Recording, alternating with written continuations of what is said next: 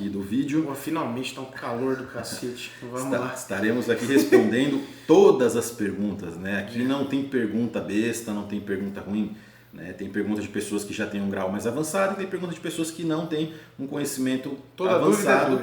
Toda dúvida é dúvida. Às vezes, né, por nós termos um conhecimento, às vezes nós podemos achar que existe alguma pergunta assim que, né, mas para a pessoa que fez a pergunta é uma dúvida, né? Então nós vamos responder todas as perguntas. E vamos lá. Matheus Nantes, muito obrigado, Matheus, pela pergunta. O uso ininterrupto de GH aumenta as chances de câncer? Legal, essa é uma pergunta interessante, né? Lembra que eu falei, a gente abordou um pouco isso aqui no vídeo, né? Eu falei sobre a questão do mesmo 191 aminoácidos, que é a somatropina, ela ter esse risco.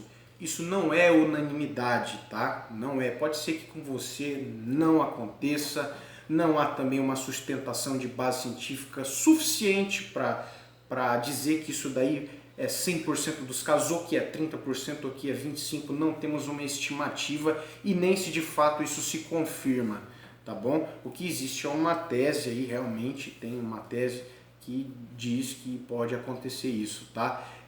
Mas o que a gente pode pegar como estudo de caso? Pega os Olímpias, cara.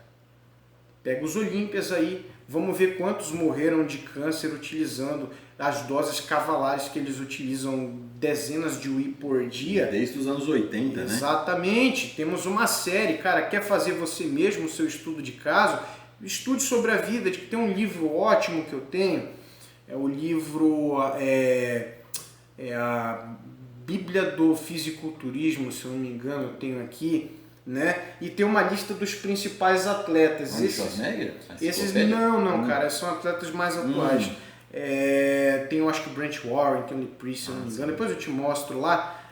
Eu acho que a gente pode colocar o link aí da Amazon, depois é um livro que é difícil de achar hoje em dia, né? Sim. Não tem dicas lá sobre hormônios. O que você vai encontrar lá é os projetos aí das preparações dos caras no que se refere a dieta, treinamento, qual o alimento, quanto de água você tem que jogar em qual período, entendeu? Mas esse livro aí mostra lá os principais atletas aí dos anos 80, 90 e o começo de 2000 em seu auge, que você pode pegar esses atletas e comparar a sua posteridade, sua vida no meio do esporte e depois o que aconteceu com esse cara usando tantos whey de GH, não é verdade? Então você consegue fazer uma abstração a partir dos atletas que já passaram, e tem gente que está vivendo muito bem, acho que a grande maioria, tem alguns poucos que tiveram muito azar, né? Tem alguns aí que infelizmente fizeram até algumas besteiras, cometeram crimes, né? Sim. A gente pega aí o Bertil Fox, tem muita gente aí que acabou fazendo bobagem, né? Mas assim, cara, o estudo de caso eu considero o que você viu acontecer. Não o que você viu presencialmente, mas o que você tem pelo menos registrado que é fato. Porque é muito fácil qualquer cara chegar e falar que entende e diz que morre de câncer, mas não tem um caso confirmado, registrado, por conta do GH que ele teve câncer. É a mesma proporção que você encontra assim na vida real, assim na sua família, por exemplo, né? Às vezes uma pessoa pode estar morrendo de câncer com menos de 30 anos, às vezes com 50, possibilidades. Pessoas que nunca usaram nada, né? Nunca usaram nenhum tipo de ergogênico, né? E podem ter exemplos também de caras como, infelizmente, né, um dos maiores potenciais, talvez um dos atletas que eu mais gosto, Dennis Neumann, que logo depois que tirou o cartão de profissional foi detectado uma leucemia, né? E ele mesmo atribui isso a que algo que ele poderia já ter, que ele acabou acelerando o processo. Isso também é uma possibilidade, não podemos descartar. Entrar no campo das possibilidades é uma permutação gigantesca de possibilidades. Mas a proporção dos melhores atletas, se você pegar, por exemplo, todos os atletas que foram Mr. Olímpia, né, uma proporção menor, todos praticamente estão vivos. Os que morreram já porque tinham uma idade muito avançada, talvez 2, né? O Sérgio Oliva e o Larry Não Scott. só morreram, ou que tiveram algum tipo de problema de saúde. Tenha esse aferimento com você aí do que ele passou na vida dele, nesse processo, e tire suas conclusões. E como eu já disse em vídeos anteriores também, o estilo de vida de cada atleta, né? Às vezes atletas utilizam...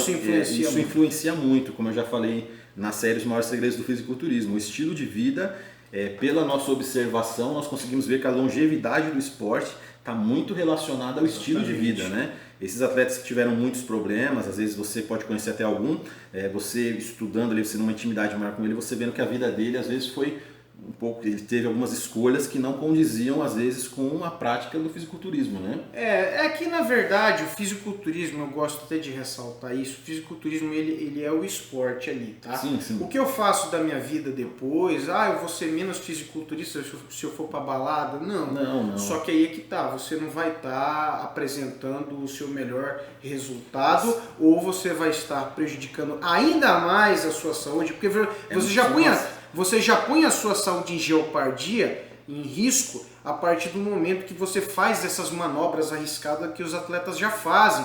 Então por que você vai se expor a riscos maiores? Sim, seja desidratação, seja uma diurese, seja uso de Então por isso esteroide. que o estilo de vida realmente é um determinante. Então o estilo de vida também deve ser um critério a ser avaliado no escopo de pessoas que você vai pegar e, realmente eu consigo tirar essa conclusão de que GH dá isso ou daquilo. Entendeu? Porque material científico, meu amigo, não procure. Vai ser difícil. Vai para delimitar nesse ponto de efeitos a longo prazo, etc. É uma geração de pessoas. Isso é um estudo longo, entendeu? Imagine ter vários estudos para poder sustentar isso como base científica. Praticamente você não vai encontrar. inviável. Desista, qualquer idioma, entendeu? Então essa é a dica que eu dou. Você quer saber se longo período de utilização, acredito que uso contínuo em baixa dose, tá bom? Isso aqui é minha ponderação, não é uma unanimidade também. Para não ficar uma coisa muito relativizada no 100%. Baixa dose a longo prazo, acredito que não vai te dar problema. Também compartilho da opinião dele. É o que eu tenho observado enquanto Felipe aqui, eu tenho observado como atleta. É isso. Agora, se você utilizar doses mais altas, cabe essa comparação no nosso histórico de atletas aí que já passaram aí pelos palcos e como estão hoje. Sim. Né? Muito obrigado pela pergunta. Vamos para a próxima pergunta. Tiago Fernandes, né? A pergunta, vamos lá, né? Qual o máximo de percentual de gordura corporal tenho que ter para poder tomar GH? Porque estou gordinho e quero emagrecer para tomar. Então, vamos lá, Thiago. Muito obrigado pela pergunta. Né? Na verdade, você quis dizer assim, qual seria o limite de gordura, de BF alto, para você estar baixando ali, para você estar começando a utilização. Então, essa é uma pergunta assim que nós vamos responder aqui. Então, no caso, o GH ele nunca deve ser encarado como um remédio para emagrecer, né? Como uma ferramenta comum de emagrecimento. Termogênico. Isso, mais ou menos isso. Então antes de chegar nisso, você tem muitas outras coisas. Eu, por experiência, observação, eu já vi caras usando kits e kits de GH e não conseguindo eliminar gordura. Por quê? Porque frustrado, acaba sendo uma grande frustração. Esteroides e GH, o que é mais acentuado ainda. Por quê? As pessoas pensam que usando ali 2, 4 Is, essas coisas que a pessoa vai poder comer o que quer, não vai precisar fazer dieta. Então, às vezes, você talvez fazendo só uma dieta bem estruturada, você já vai conseguir esse emagrecimento junto com uma atividade física, com certeza, seja natural ou não. Isso. O GH seria uma coisa assim mais para... É uma ferramenta avançada. Uma ferramenta muito avançada, exatamente. Entendeu? Ela é válida, mas ela tem que ser utilizada. Por exemplo, você quer uma dica? Você que fez a pergunta aí, meu amigo Thiago Fernandes, vamos lá. Tem muitas outras opções, vou te dar um exemplo. Por que não começar a estimular o seu metabolismo ao processo de lipólise, ao processo de utilização da gordura como substrato energético?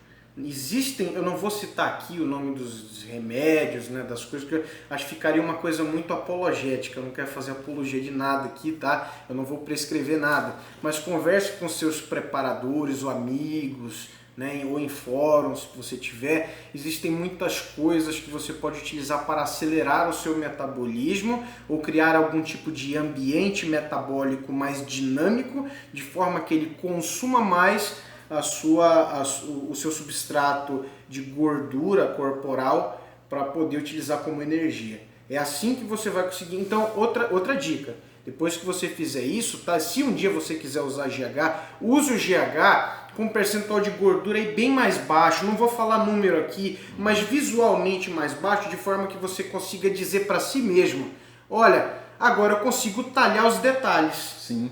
Porque, cara, pra que tu vai usar GH para tirar o grosso? Não é verdade? Vai ser muito custoso até financeiramente. Vamos fazer uma analogia com a limpeza da casa, do chão da sua garagem. O negócio está coberto de lama, cara, de sujeira encardido. Você vai jogar já o pinho-sol lá? Você não vai jogar o pinho-sol, você não vai jogar o negócio do cheirinho lá no chão, porra. Não, você vai primeiro esfregar, você vai arrancar a sujeira grande, aí depois você tirou a sujeira, aí você vai colocar o sabão. Eu gostei disso. Esfregou. Depois que você esfregou, aí você joga o pinho-sol para dar aquele trato. O GH é o pinho-sol, porra. Isso, exatamente. O que diferencia o cara que usa o GH que não usa é o cara que só lava a sua garagem com omo e o outro passa o pinho-sol, que fica aquela coisinha maravilhosa. O grosso que é o que você tira com o rodo e a vassoura, o excesso de gordura. É a dieta. Isso, a dieta que vai eliminar, exatamente. Exatamente, isso é muito bem e colocado. Atividade física. Dieta, cara, é a maior parte do trabalho, é a sua dieta. O professor Eduardo Haddad, vou citar aqui, ele é um bom Haddad, não é aquele Haddad ruim não, tá? Professor Eduardo Haddad, um abraço aí se estiver assistindo, tá? Ele geralmente indica isso daí também, tá? Que o pessoal enxerga a musculação como uma coisa que é só levantar peso, já era, esquece o resto, usa a bomba, acabou. Não, é algo multifatorial. Ou seja, você tem vários fatores que tem que apontar para uma direção, ou seja, para um objetivo em comum, e assim você consegue alcançar aquele objetivo num período relativamente mais curto ou efetivo se você estivesse fazendo algo descabeçadamente, seguindo dicas de youtubers bem intencionados, mas que às vezes não te trazem informação efetiva, entendeu? Às vezes ele faz uma leitura na internet para criar conteúdo. Sim, aí ele vai lá, você está atrasado ali, tem aquela pressão do patrocinador. Eu preciso fazer um vídeo. Senão... Hoje tem que ter o vídeo de quarta-feira, tem que ter o vídeo de sexta porque o patrocinador pediu. Eu não tô criticando, por favor, não quero inimigos aqui. E às vezes acaba que fica uma coisa assim, às vezes uma coisa muito rápida. Ele sofre pressão, porra, tem que entregar resultado. Só que muitas vezes ele não tem uma dedicação tão grande em bater as fontes, em entregar uma coisa bacana para você que vai funcionar. Entendeu? Porque coisa que não funciona tá cheio, bicho. Então essa dica que eu te dou, meu amigo, vá lá e tire o grosso primeiro. Tirou o grosso, entendeu? Que já te dei a dica. Tem sim algumas coisinhas aí, uns biohackings aí que dá para você fazer com alguns medicamentos. Nessa fase que você está ainda com mais gordura corporal, ainda mais cheio, né? Dá para você utilizar sim algumas coisas. Mas eu sugiro você primeiro ajustar a dieta, aí depois você procura essas coisas aí, mas com quem entende, com preparadores de mais experiência, de preferência com preparador físico, tá? Que tem experiência na área desportiva. Eu não vou falar aqui para você procurar gente sem diploma, porque a gente vai me bater, né? Não, mas cadê a formação, né? Então é interessante você pegar e buscar alguém que vai conseguir fazer você alcançar aquilo ali. Procura o cara que sabe, tá bom? Agora, se ele tem diploma ou não, eu deixo para vocês falarem aí nos comentários, senão eu vou tomar porrada de quem tem diploma. E a minha dica é que você, assim, não é hipocrisia, você sabe que nesse canal aqui a gente fala de tudo. Eu gosto muito de recursos ergogênicos. E você, Felipe? Você também gosta, né? Maravilhoso. Então aqui não tem esse papo, mas não tem como fugir disso. Se você procurar uma nutricionista, ela vai estar você vai estar fazendo o dinheiro mais bem gasto que você pode estar fazendo no momento, né? E a partir disso você vai estar alinhando uma dieta. Isso, se você estiver usando GH, se você não estiver usando GH, a dieta vai ter que ser alinhada. Então isso não é hipocrisia, não é papinho de canal aí, desse canalzinho que fica falando, dieta... É nutricionista voltado para desportiva e que tem experiência. Isso será necessário com ou sem esteroides, GH, etc. Isso. Valeu? Então vamos para a próxima pergunta aqui. Muito obrigado. E aí, pessoal, vamos para a próxima pergunta aqui, né? Nosso amigo aqui, Luiz Torres. Luiz, muito obrigado, Luiz, sempre pelos comentários, aí, sempre participando aí. Muito obrigado pelas perguntas, pelos comentários. A pergunta é a seguinte: GH chinês é confiável? Acho que a gente já respondeu a pergunta lá em cima, tá? Mesmo se ele for da terra do nunca, do mundo imaginário de Bob, o cacete que for, esse GH ele precisa ser testado. Exatamente. Para você ter certeza. Não dá para dizer que é confiável nem os pharma grades, dependendo com quem você pega. Sim, exatamente. Essa questão é importante. Os critérios nós já demos. Tem muita gente envolvida nesse comércio, é um comércio no mercado negro, né? E você não tem uma garantia, nem às vezes na indústria farmacêutica fiscalizatória, que às vezes ele é transportado e armazenado em temperatura ideal. Sim. Como que você vai garantir que o do mercado negro vai ser? Para mim é um risco parecido. Sim. Ainda mais um pouco com o Pharma Grade, para quem vende Pharma Grade, tá? Pois você ter a menor variação de temperatura é muito importante, principalmente, tá? Para o Pharma Grade. Para o chinês também não está eliminada essa possibilidade. Então, assim, como envolve muitos seres humanos ali, o mais importante não é se é chinês ou não, tá? Mas se ele foi armazenado de forma apropriada, se ele vai ser transportado de forma apropriada, se ele for humano, se ele for, Pharma Grade ou se for importado. Então não vou falar chinês porque eu acho que isso é um termo muito pejorativo, caiu numa coisa muito negativa. Não, a China produz ótimos produtos para diferentes áreas, tá? Inclusive o GH, eu já testei, já fiz exames. Já fiz exame de GH que bateu mais de 30 ng por ml com 10 UI intramuscular. Ixi, entendeu? Não, mas eu não quero falar. Pode falar. Eu não quero falar aqui porque vai ficar uma coisa muito comercial. Então procurem saber. Quando a marca for aprovada, nós faremos questão. Nós estamos torcendo aí para que os resultados sejam positivos. Eu fico triste quando eu tenho que dar um resultado porque é uma fonte a menos que eu vou poder contar com ela. Né? Mesmo, e se for positivo, eu não, sem ganhar R$1, estarei falando aqui do resultado. Eu deixo para você, amigo. Sim, isso aí a gente vai chegar lá, tomara. Né?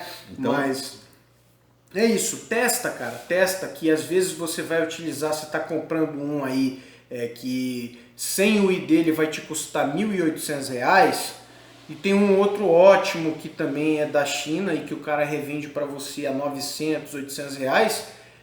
Esse mesmo sem o I, ou seja, é metade do preço, entendeu? E você vai estar fazendo o seu protocolo até com doses mais altas, né? Porque ele tá batendo um ótimo resultado no exame de níveis plasmáticos.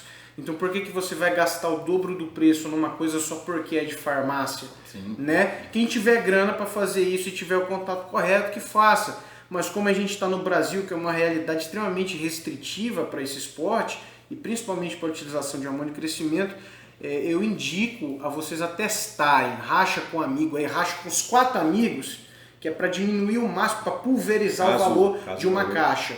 Pulveriza bem esse valor, o máximo que você puder pulverizar, faz o teste, beleza? Valeu, Luiz Torres, muito obrigado. E vamos para a próxima pergunta. Thiago Fernandes de novo, vamos responder ele de novo. Legal.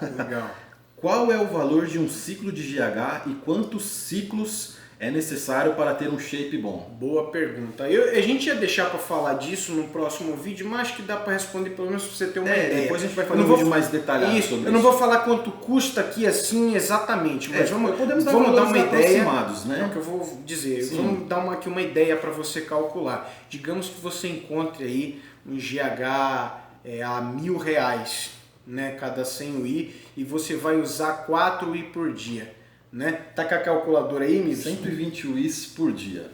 120 UIs por mês, né? Isso, por mês. Por dia, hein? Já pensou? Quem dera. Nem o Big Ramy. Mas aí é acromegalia na hora, né? Vai ficar com um pé desse tamanho. Acho que a gioma também cresce. Eu né? acho que vai crescer. Nariz, cresce tudo que tiver. Não fala isso não, senão os caras vão comprar. A gente vai estar vendendo a televisão da casa, né? Pra comprar. Vai vender carro. Mas, ó, cresce nariz, cresce tudo. Até pensando. Tudo que tem, isso também não é uma unanimidade, tá, pessoal? Tem trabalhos científicos muito sérios, por isso que eu estou afirmando. A acromegalia é um problema, eu não vou aqui, quem quiser que pesquise, tá? Porque essa não é a pergunta, mas a pergunta dele é quanto ia gastar. Isso, qual seria o gasto aproximadamente? Você que é homem... Vamos colocar mensal aqui, um gasto mensal. Você que é homem deve ter um peso entre aí até 80, 90 quilos, tá? Mesmo seco ou um pouco mais cheio, se estiver em off. Foi o que falou que era mais gordinho. Esse rapaz aí. Usa 4i, cara. 4i, ou se for o caso 2, mas depois você tirar o excesso, tá? Isso, se quiser usar com gordura ainda pode, mas como eu te falei, é uma perda de aproveitamento. Você aproveitaria melhor ele se tivesse com menos gordura. Visualmente você ia ver que ia melhorar mais o teu físico aí. Senão vai dar aquela impressão de que você está usando e não está acontecendo nada. Porque a pele está muito grossa, então é a questão até da trembolona, de outros esteroides. É o detalhe, a cerejinha até você, esses que tem que tem características de especialistas voltados, como trembolona, estanozolol, se tiver percentual de gordura muito alto, até por questões hormonais, né? Principalmente estanozolol, que você Sim. tem um problema muito grande com o colesterol, tá? Sim, mas deixa esse assunto para outro vídeo. Sim, mas é sim. basicamente isso, tá? São ferramentas válidas, a GH é uma delas, mas utiliza quando tiver com percentual de gordura mais baixo. Mas para não prolongar muito a resposta... O custo, vamos colocar aqui Deixa eu terminar. Isso. Os 4 UI dia, você multiplica, vai dar 120 UI por mês. Digamos que você queira fazer a utilização durante 3 meses para ver a sua resposta. Não dá para eu prever para você que você vai ficar igual Felipe Franco em 3 ou 6 meses. Tá bom? Exatamente. Eu também. Vamos lá. Vai dar um total de 360 UI. Correto? Se 100 UI custou, vai lá na calculadora. Vamos lá na calculadora aqui agora. Se 100 UI custou para você R$1.000, né? E você tem 360, divide aí 360 por 100. Você vai ter 3,6 a proporção de uma caixa de 100 UI. Multiplica esse 3,6 aí por 1.000, que é cada caixa. Vezes 1.000? Isso. Você vai gastar aproximadamente R$3.600. Entendeu? Em quantos meses? 3. Isso pressupondo um GH chinês de boa qualidade. Bom e preço bom. Isso, num preço porque muito bom. bom. R$1.000, meu amigo, é difícil. Pra você ter uma ideia, o Saizen 45i, se eu não me engano, né, R$900 na farmácia, tá bom? Você que tá achando caro aí, mais ainda, hein? Dependendo de onde você pega. Pra você ter uma ideia, o Norditropin de 10mg, que é equivalente a... Da Novo Nordisk, né? 30 WIS, isso, que é equivalente a 30 WIS, ele tem um custo aproximadamente entre 850 a R$1.000, ali, 900, R$1.000. Quantos aí? 30. Então você vê que esse custo de 3.600 num GH chinês, lógico, depois de testado, suponhamos que você tem um GH chinês de ótima qualidade, que você adquiriu, ele gosta do chinês, que você adquiriu ali por uns R$1.000, você vai estar gastando 3.600 em 3 meses. Agora, no caso, vamos falar de um Pharmagrade. Pharmagrade, um Saizen, um Norditropin, um GH desses... Divide aí os 360... Não sei, eu já tenho a conta até de cabeça, você acha que eu já até fiz? Isso aqui eu já sei essa conta. Isso vai dar mais ou menos aí um custo, porque os preços variam um pouco, né? E tem os ajustes anuais e tudo. Isso. Então você vai estar gastando aí, você vai estar gastando aí por mês. O que você gastaria nos 3 meses do chinês, você vai estar gastando em um mês... Entre os mesmos 3.400, dependendo da fonte, você gasta quase R$10.000. Até 4.000 por mês, se for um Norditropin, um Genotropin, dependendo do preço, um Saizen, que os preços oscilam um pouco, vamos colocar aí entre 3.600 a 4.000 por mês. Esse Pharmagrade. De 10 a 12 mil reais os seus 3 meses. Então vamos colocar aí 4, 8, 12. Então em 3 meses você vai gastar R$12.000. Você pega o seu Palio, o seu Celta, o seu Gol, você venda e talvez aí você, né? Ou se você for muito rico, você vai precisar fazer isso. Faz isso, depois se afoga em Cheetos e sorvete. Eu vendi uma areia. Não, faz isso, faz todo o trabalho e depois vai para aquele final de ano, aquela ceia maravilhosa. Aí você vê o seu dinheiro ser rasgado. Então, por isso que eu falo, aproveitamento desse negócio, meu amigo, é só que você vai competir, ou você vai para algum caso muito específico. Não gasta seu dinheiro com isso aí. Você vai para um campeonato mundial, um Mr. Universo. Né? No caso, né, o meu maré virou um pouco de size, hein?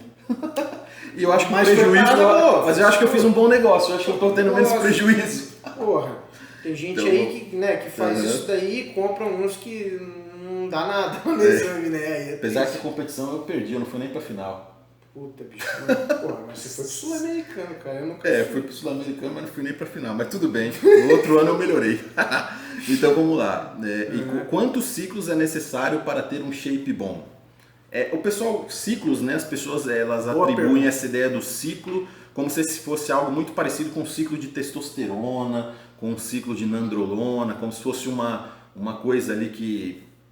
como um androgênico, isso, né? Exatamente. O anabólico. Então o Felipe vai estar falando melhor aqui para você, assim, quantos ciclos, sei lá, a terminologia que o Felipe prefere usar, né? Tratamento, não gosto muito dessa palavra ciclo, né? Não, mas então, nada contra quem usa. Então o Felipe vai estar falando como que o GH trabalha. Será que você vai usar ele uma vez, você vai ficar trincado para sempre? Será que você vai manter aquele físico extremamente seco? Será que você vai ficar muito grande pro resto da vida? Como que funciona, né? No caso, né? A única parada assim fixa que vai ficar em você são os ganhos de hiperplasia, tá? Sim. Não tem como você ter um outro ganho fixo além desse. A hiperplasia, se você multiplicar a sua quantidade de células, ela pode até perder volume por um tempo. Digamos que você para de treinar, você está fudido, sem grana. Fisiculturistas que se lesionam, né? Param de treinar. Você tá lascado, bicho. Você não tem mais R$1.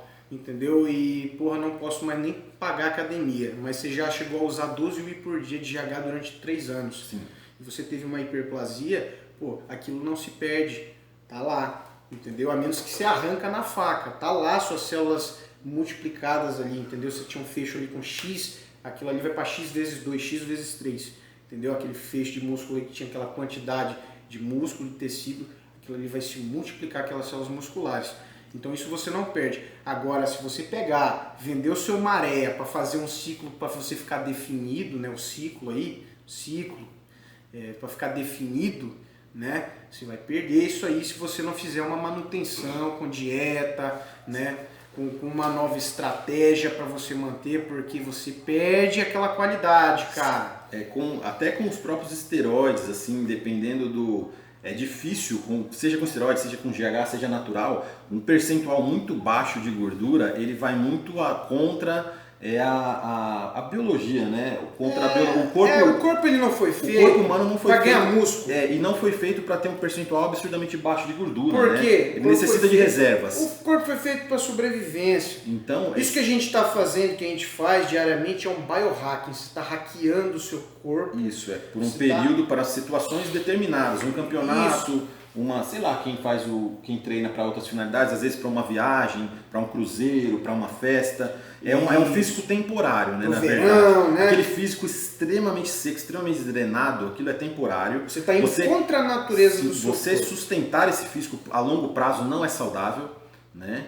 Então vocês tenham isso em mente, aquele físico de capa de revista, aquela coisa drenada, seca, aquele físico de competição, ali às vezes uma semana, 3 dias, entendeu, pessoal? Você já perde aquela... Você já vai perder um pouco daquilo, não tudo, mas vai perder uma parte daquilo, isso se você for muito dedicado. Tendo isso em mente, saiba que se você fizer um protocolo mais curto, com utilização de GH, você está propenso sim, fadado a perder esses ganhos em algumas semanas, talvez alguns meses. Alguns até em dias. Tá bom? Tem gente que não pode nem olhar para a placa do McDonald's que já ganha 10 kg de água, né? Falo quilos porque vai refletir na balança, né? Mas é isso, tá? Então, basicamente é isso, pessoal. Essa pergunta, acho que ela pode ser respondida dessa forma, tá? Então, muito obrigado aí, Thiago Fernandes, pela participação novamente. E vamos aqui responder a pergunta do Ricardo Thiago, né? Uma pergunta bem... Existem muitas teses, né, nesse meio, né?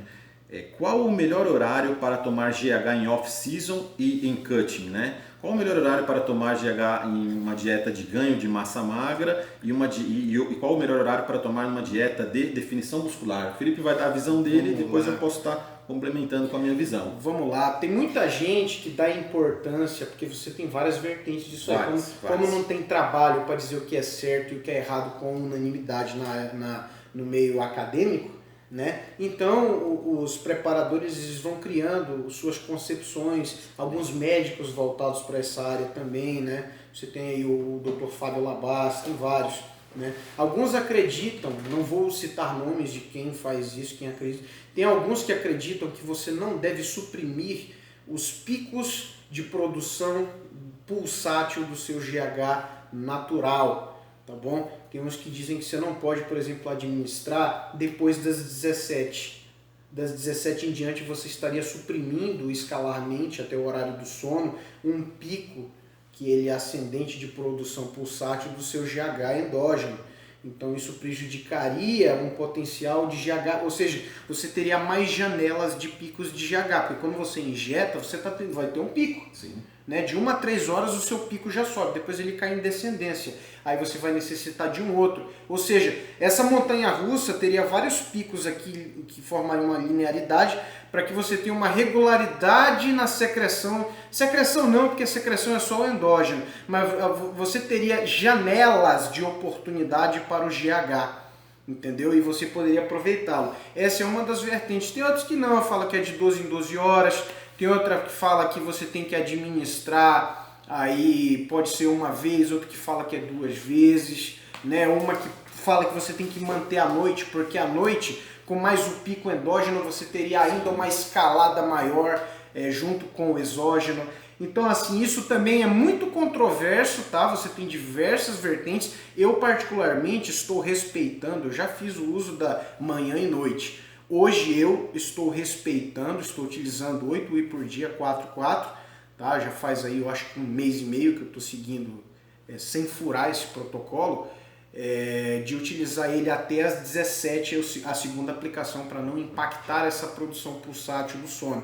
Eu estou respeitando aí uma orientação, mas antes eu já cheguei a utilizar, eu já tentei do outro jeito, deu muito certo também. Eu acho que eu não vou conseguir aferir isso na sintonia fina, a diferença de 2 vezes para esse. Por enquanto eu estou achando muito parecido, estou sentindo os mesmos efeitos. Já faz 3 semanas que meu físico limpou bem, sem eu mexer muito na minha dieta e nos carboidratos, o Mibson está acompanhando. Sim. Então é um negócio assim muito bom, tá? Mas eu não conseguiria aferir essa diferença com a minha sensibilidade aqui visual, né, ou do dia a dia. Eu não consegui ainda perceber, quem sabe nas próximas semanas, né? E o que você tem a dizer, Mibson? Sim, eu já trabalhei com alguns treinadores, né, treinadores muito bons e cada um, como o Felipe disse, cada um cria uma metodologia, né? Cada um acredita em uma administração, né? Eu já fiz a utilização, né, antes do aeróbico em jejum, né? Fazia a aplicação, ia fazer o aeróbico. A explicação disso seria para aumentar a oportunidade da lipólise. Isso, né? E o que vai contra, o Felipe falou do pico natural, né? Porque, segundo alguns autores, né, os maiores picos seriam quando você acorda e quando você dorme, né?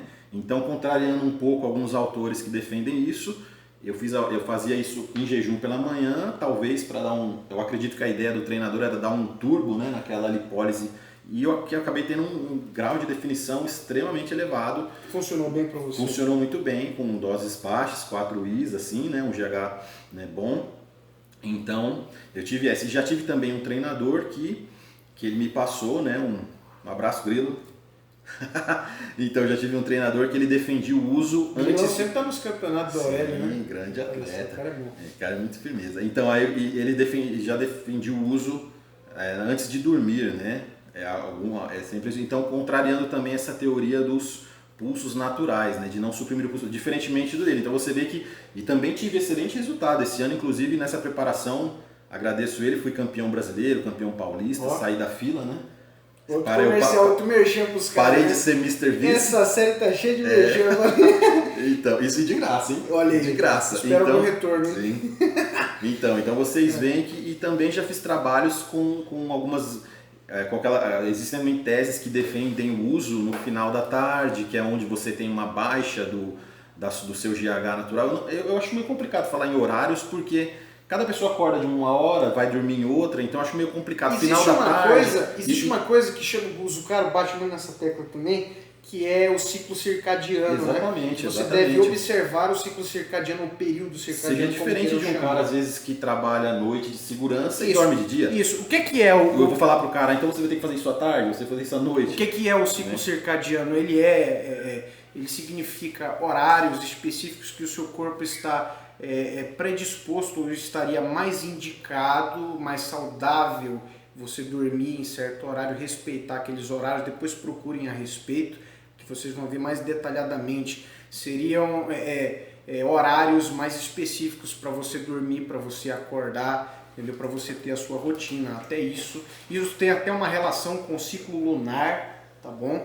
É algo que impacta mesmo a nossa saúde, tá? E algumas pessoas acabam tendo esse revés, como que ele disse, os que tem algumas profissões que você tem horários diferentes para acordar, né? Infelizmente essas pessoas eles têm esse revés, tá bom? Mas agora dizer se o GH é mais apropriado usar respeitando o ciclo circadiano ou não, aí Eu acredito que ele, em qualquer momento ele vai ter uma função efetiva.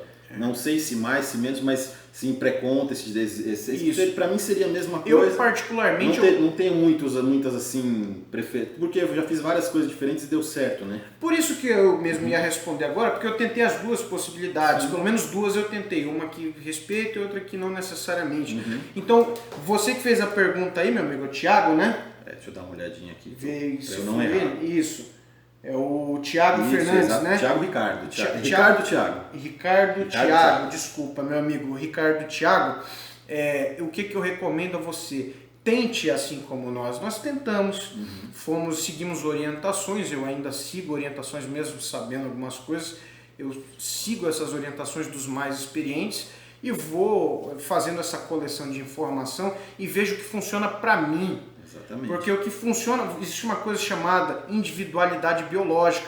Isso daí vai dizer o que funciona para você ou não. Então, cara, tenta o que é melhor para você. Já demos alguns exemplos aqui. Agora eu vou Já demos alguns exemplos. Sim. Aí ele pode escolher e tentar primeiro uma ou outra possibilidade. Então, só finalizando aqui, mais uma teoria, né? Mais um exemplo, né? Por favor. É aquela o pessoal diz que na hora do treinamento você eleva os seus níveis de GH. Acho que isso já é um consenso, né?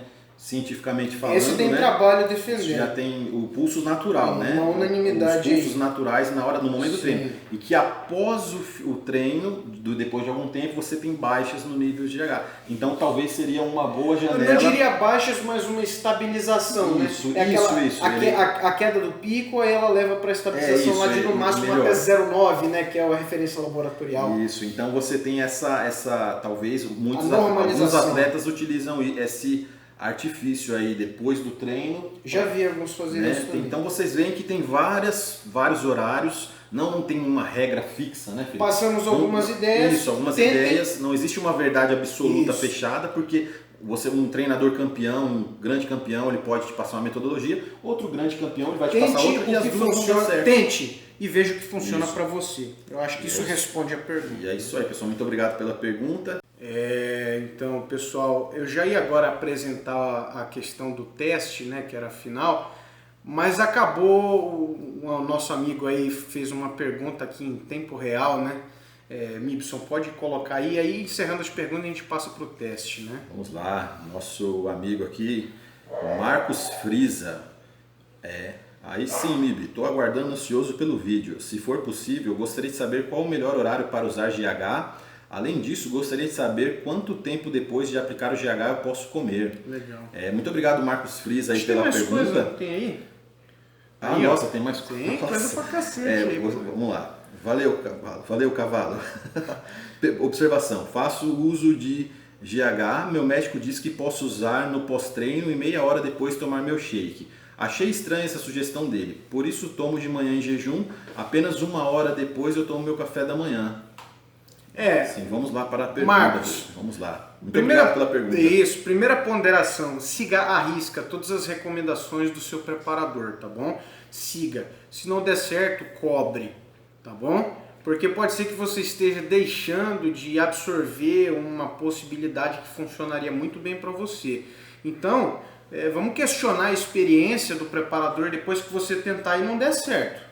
Né? Agora, se você não tentou e você está negligenciando porque você acha que está certo, alguma coisa você quer fazer, ou acha que está errado, aí você está sendo negligente até com o valor que você está investindo nesse preparador. Foi médico, né, no caso. Médico, entendeu? Um médico que deve ser até interessado na área, especializado. Então, segue lá as recomendações, entendeu? E se não der certo, não alcançar suas expectativas, aí você cobra, né? Mas inicialmente você tem que seguir as recomendações à risca, não pela metade, não mais ou menos, ou não de outro jeito. Porque se, no caso, só complementando, se você segue uma metodologia hoje, aí amanhã você muda, aí daqui outro dia você mistura com a sugestão do amigo do outro. O amigo, o técnico, o atleta top ali, o amigo do amigo. Aí você não vai estar fazendo nada efetivo. Você nunca vai criar uma metodologia, você nunca vai poder dizer assim como nós dissemos. Tentei isso. Já fiz isso e deu certo, já fiz aquilo e deu certo. Você vai ficar sempre ali perdido no meio. Pulando aí em várias nuances sem terminá-la. Você tem que terminar aquilo ali para poder dizer, deu certo. Então você fecha uma metodologia até o fim. E depois, o fisiculturismo, a musculação, é uma experimentação, né? É uma tentativa e erro. Isso é só anos, por isso levam anos, né, de erros e acertos para que você ache o melhor para você, né? Então eu recomendo também que você siga a orientação do seu médico ou do seu treinador. Mas, né, podemos falar um pouco, né? Isso é sobre o médico dele. A pergunta mesmo dele foi qual? É sobre qual o melhor horário, né, para estar utilizando o GH. Era a pergunta era essa mesmo. Não, né? mas dá uma olhada aí. Acho que tinha 2 perguntas aí. Sim, Tinha uma sim. antes. Tá aí, ó. É quando posso Horário pra comer. depois de aplicar o GH. A gente fica divagando, mas não acaba não respondendo a pergunta do cara. Sobre o horário de comer, tá, vai também do seu objetivo. O Mibson deu algumas sugestões sobre a questão do que deu muito certo com ele, da utilização do GH ali próximo do aeróbico em jejum, né? Tem gente que diz que a primeira dose também tem que ser totalmente em jejum para você não comprometer aí uma possível oportunidade de lipólise maior que o GH vai te proporcionar. As vertentes são gigantescas, tem umas que falam que não. Então acho que isso na outra pergunta lá do rapaz a gente respondeu. Sobre a questão do horário também acho que a gente falou, né? Falamos na questão anterior. Questão do horário também. Então, resumidamente, tá, acho que aqui foi uma questão adicional, foi mais a questão lá da orientação de você seguir, a orientação ou não do médico. Eu recomendo você seguir, mas ratificando o que a gente já respondeu, tente as possibilidades, inclusive a questão do horário. Se não funcionar, troque a estratégia. Se funcionar, permaneça nela. Assim você vai descobrir o que funciona para ti. Então, só complementando, Felipe, eu vou falar assim agora um pouco mais da minha experiência pessoal, né? Eu já fiz diversos testes, né? Eu já tive recomendações de comer 30 minutos após esse aeróbico, 40 minutos, já fiz também 1 hora e também um período que eu treinava em jejum, eu fazia a utilização, iria treinar musculação mesmo, aeróbico, fazia a utilização e depois de 1 hora, às vezes já fiz 1 hora, já fiz 2, já cheguei a fazer até 3 horas até de um jejum, porque a função era lipolítica, né? Eu não estava me importando com massa magra, com nada, a função era puramente lipolítica. Então nesse caso eu posso falar porque a maioria das vezes que eu fiz, todas as vezes que eu fiz a utilização de GH na verdade foi para fins lipolíticos, né? Porque nós sabemos que para você, como já foi falado no vídeo, para você estar incrementando aí, aumentando o seu IGF-1 natural, as doses são maiores, o tempo de utilização é mais contínuo. Então eu posso falar por questões lipolíticas, eu já fiz vários testes, 30 minutos após o treino, 30 minutos, 40, 1 hora e as refeições. Então é isso aí, você pode... Tá. Então acho que encerramos as perguntas e agora vamos para o teste, né? Pessoal, o teste, ele pode ser feito em 3 possibilidades que eu acredito que cada um tem as suas vantagens e desvantagens, tá? A primeira é a questão dos níveis plasmáticos. É essa que eu vou estar abordando aqui para vocês, tá? Inclusive, abraço aí de novo André Zucaro, né? Que ele que passou, acho que foi um dos primeiros a abordar isso daqui em vídeo na internet. E um vídeo muito pouco visualizado, viu? Um canal que tem muito pouco Para ver o interesse de vocês perdendo tempo com porcaria de treta, fulaninha de tal. aí fica com dúvida aí depois, porque perdeu tempo com a coisa errada, perca tempo com a coisa certa, entendeu? Então, ele já havia conduzido, não só desse, o teste de outras substâncias, né? Mas o GH, a gente vai falar dos detalhes, tem essa dos níveis plasmáticos, você tem o exame através dos famosos Royd tests, que é com reagentes, você pinga lá o reagente. Se eu não me engano, tem um já à venda lá no site, acho do Dave Palumbo, Palumbo. No site do Dave Palumbo lá, eu esqueci o nome do site, depois procurem, tá? Deve custar aí, acho que uns 70, 60 dólares mais ou menos aí, e você testa ali algumas unidades, né? Não sei quantas tem disponível, né? Isso é um bom tema para o canal futuramente, né? Tá. Vai ser uma coisa inovadora. Quem sabe se a galera colaborar com a gente, com você, né? O canal é seu. Não roube minha ideia, eu vou fazer isso. Se fizerem isso, na verdade, quem já está fazendo algo parecido lá é o André, né? André, sim. Bom trabalho aí que você tem feito, né? Lá apresentou aí para a galera aí algumas revelações. Espero que esse trabalho continue sendo feito da melhor maneira possível, com as melhores intenções possíveis, que é alertar o pessoal. E além do Royd test, que é a reação, né, o aferimento da substância com reagente, é importante ressaltar que não dá para saber concentração, tá, da substância através de reagentes. Daí, a concentração, pelo que eu sei, desculpa, pelo menos eu posso estar mal informado, mas pelo que eu sei, não dá para você encontrar aferimento de concentração de substância, né, ou quantos UI tem ali naquela quantidade. Não dá para saber se o GH, por exemplo, está subdosado ou testosterona, ou o que for, isso daí eu desconheço, tá? Através de cor do reagente com a substância.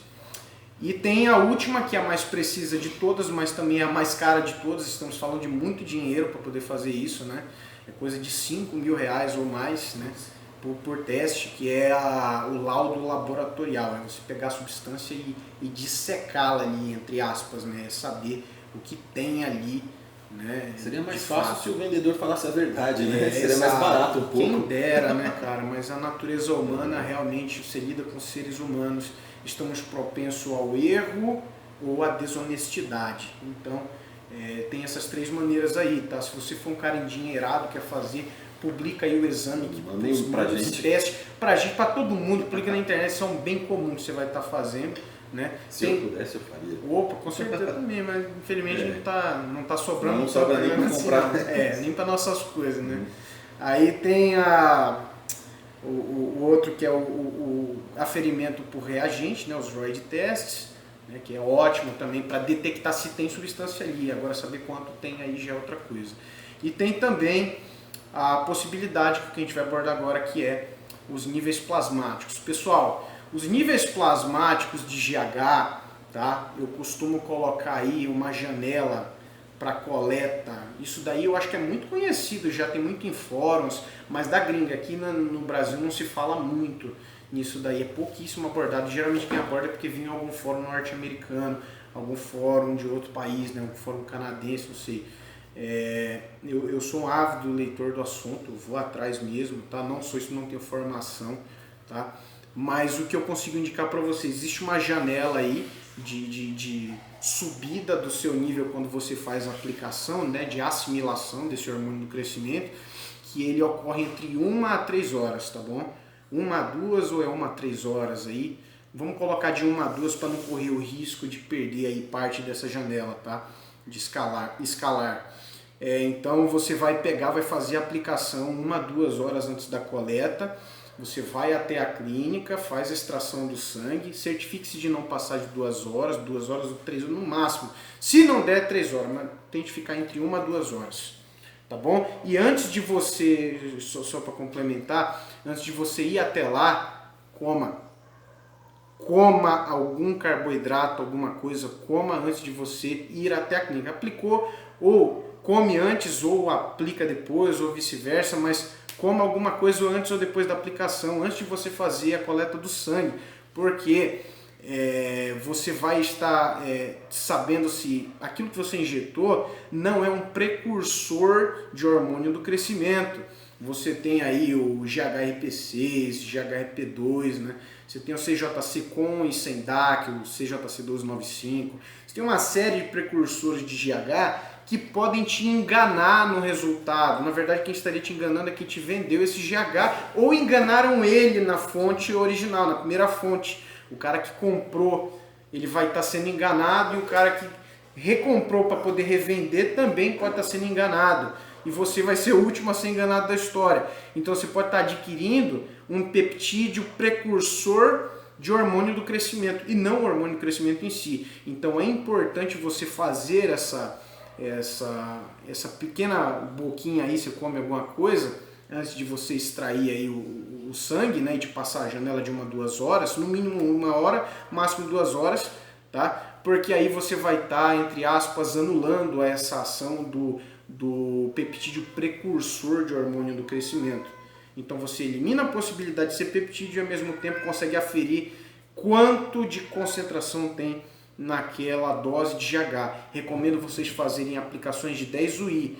Ah, mas eu não uso 10 UI por dia, usa 4 então, mas aí você depois vai ter que fazer uma regrinha de 3 ali para ver se está proporcional, quanto ficaria proporcional a 10 UI, não é verdade?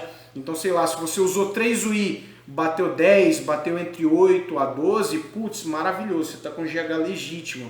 Se você usou 3 UI antes de fazer a coleta de sangue. Agora, se bateu 10 UI, se você aplicou 10 UI, tem que ser entre 20 a 30 mg por ml. Pode passar de 30 em muitos casos, tá? Isso não quer dizer que você está com super GH. De repente, você pegou a melhor janela de tempo. Tem a questão da variação do tempo. Às vezes, você não chegou no máximo de pico dessa subida. É a mesma coisa que funciona com a testosterona, funciona com outros ésteres, entendeu? Então, muita coisa ainda pode variar aí, mas é um ótimo método para você quantificar a concentração, para você quantificar quanto tem de GH lá, para ver algum número, porque reagente não vai te mostrar número, entendeu? O que vai te mostrar número é o laudo laboratorial. Então, se você fizer o controle dessas variáveis aí o máximo possível, 1 a 2 horas, comer alguma coisa, fizer tudo certinho para você testar, você vai saber se o seu GH presta. Então, você mandou 10 UI, tem que bater entre 20 é o mínimo aceitável, tá? É como se fosse uma nota 8 de 0 a 10, tá bom? O 10 é a partir de 30, tá bom? Então bateu 30 mg por ml, cara, com 10 UI, você tá com GH ótimo na sua mão, né? Então é isso aí, pessoal, esse é o teste. Nibson, você tem alguma coisa para complementar? Não, eu tenho só uma. Eu vou levantar aqui uma questão, né, claro, que eu acho interessante às vezes para quem está querendo fazer os testes, né? Inclusive para mim, né? A gente sempre está aprendendo. Todo dia a gente aprende uma coisa nova. Por mais que você ache que você tem algum conhecimento, né? A gente sempre tem que estar aberto a um bom conhecimento. Numa situação hipotética, Felipe, se você pudesse escolher o horário exato da coleta do exame, né, que seria um número, o melhor resultado ali da coleta, de números, né? Qual seria? Seria com 1 hora, 1h30, 2 horas, 3 horas? Você fala a hora do dia? Não, a hora da... o quantidade de tempo. A distância entre a aplicação e a coleta do sangue. É como eu já expliquei, eu indico entre 1 a 2. Mas, por exemplo, eu posso às vezes fazer em menos de 1 hora, em 30 minutos? Então, como eu falei um pouco antes, você tem uma subida nesse intervalo de 1 a 3 horas. Então, para não arriscar que você chegue no pico, no platô e você desça, até um pouco antes de 3 horas está ótimo. Então, como eu tinha falado, mínimo de 1 hora, máximo de até antes de 3 horas, 2 horas e meia, 2 horas estourando. Porque você não corre risco de chegar ao platô e ter uma descida. Muito bom. Entendeu? Então isso são picos que você vai ter, igualzinho com a testosterona. A testosterona não tem uma meia-vida? Sim. Quando você acaba a meia-vida dela, ela vai ter um declínio. A mesma coisa funciona com GH, entendeu? Então, intramuscular, tá, pessoal? Intramuscular é a melhor maneira, manda lá no deltoide, tá? Porque se você mandar ela na subcutânea, ela vai ter uma liberação mais gradual, aí não vai ser fidedigno o resultado com a comparação intramuscular. Eu recomendo você fazer intramuscular mesmo, tá? Para teste intramuscular e, se possível, 10 UI. Se não puder, manda lá a tua dose diária e faz a regra de 3 que você vai saber se você está com GH. A base é pelo menos 20 a 30 mg por ml, tem uns que medem N, é aquele Mi, né, do alfabeto grego, né, um Nzinho. Nanogramas por decilitro? Nanogramas por decilitro é uma coisa. Geralmente o pessoal mede testosterona, eu acho que estradiol. Esse que eu estou falando é uma outra unidade aí, mas se eu não me engano vem explicando no exame que ela é equivalente, uma vez eu te mostrei. Verdade. Ela é equivalente aos... eu esqueci o nome da porra da medida para o GH, enfim. Essa medida tem que ser entre 20 a 30, o resultado, tá bom? Se for 10 UI. Se usar menos, novamente, faça a regra de 3, você vai descobrir se você está com um GH bom na sua mão. Beleza? É isso aí, pessoal. Eu estou aqui até ficando triste que está acabando a gravação. Poderia ficar aqui a noite inteira. O Felipe já está um pouco cansado, mas é isso aí. Esperamos ter prestado aí um ótimo serviço aí ao pessoal da musculação, do bodybuilding. Muito obrigado. É isso aí, muito obrigado pela atenção de todos vocês. Obrigado pela oportunidade. E muito obrigado, Felipe, pela colaboração aí, a aula aí que nós tivemos hoje. Isso, imagina. E vejo vocês em breve aí, temos muitas novidades aí em breve. Valeu, galera.